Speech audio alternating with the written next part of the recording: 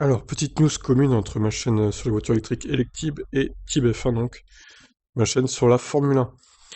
Alors, Renault, la F1 doit réfléchir à des options comme l'hydrogène. Alors, peut-être un moteur hydrogène pour les prochaines générations de Formule 1 en 2026.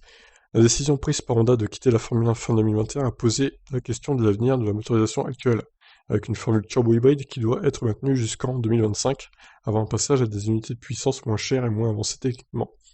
Pour un certain nombre d'observateurs, la fin de l'aventure du motoriste japonais sonne l'alarme et doit pousser à des changements importants.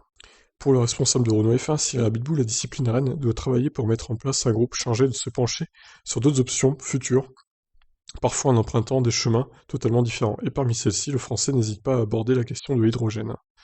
Je pense que ce qui compte le plus est que nous définissions la bonne technologie pour la prochaine génération.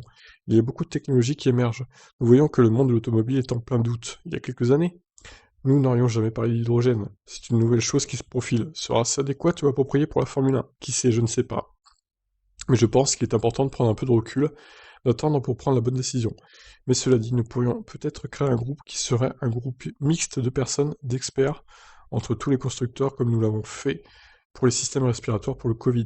C'était incroyable de voir cette collaboration entre les équipes. C'est quelque chose que nous pourrions faire de la recherche avancée, des études avancées pour la prochaine génération d'unités de puissance, afin de s'assurer que c'est ce qu'il faut en termes de spectacle, de coûts, de compétitivité, de plateforme, marketing, et nous devrions le faire le plus tôt possible.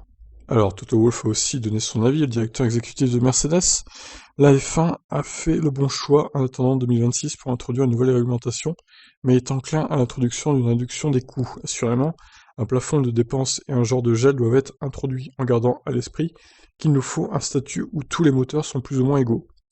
Nous ne voulons pas d'une situation où nous gelons les unités de puissance et où il y a de grands écarts de performance.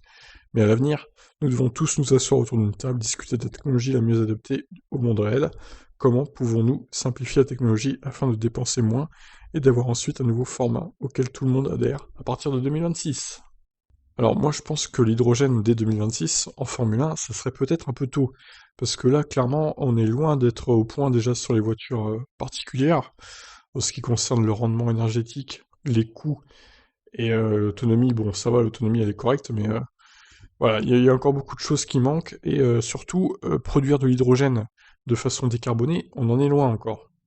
Parce que pour l'instant l'hydrogène c'est loin d'être écologique. Donc pour moi ça va peut-être un peu tôt.